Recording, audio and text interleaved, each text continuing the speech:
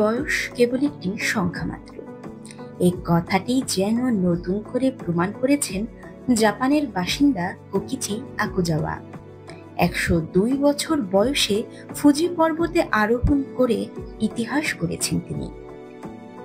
Guinness world records নিশ্চিত করেছে কোকিচি আকুজাওয়া এ পর্বত জয়ের ইতিহাসে সবচেয়ে প্রবীণ অভিযাত্রী।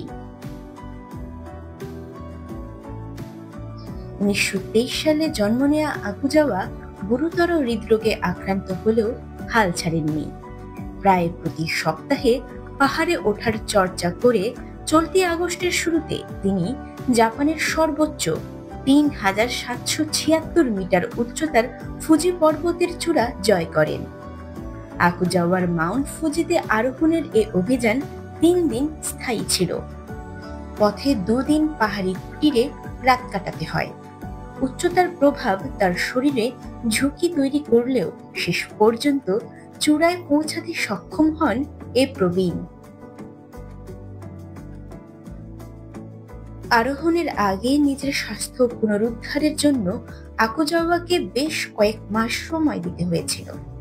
চলতি বছরের জানুয়ারিতে বাড়ির কাছে পাহাড়ে ওঠার সময় পড়ে গিয়ে তিনি গুরুতর অসুস্থ হয়ে শিংগস ও হৃদযন্ত্রের সমস্যায় ভোগেন। তখন তার পরিবার ফুজি অভিযানে রাজি ছিল না, তবে এসব তাকে থামিয়ে রাখতে পারেনি।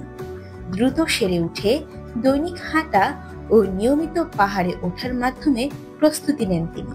শেষ পর্যন্ত চূড়ায় পৌঁছাতেও সক্ষম হন।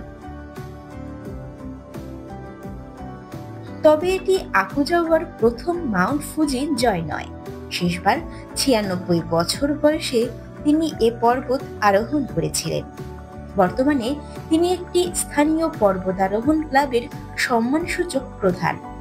এখনো প্রায় প্রতি সপ্তাহেই হাইকিং চর্চা করেন।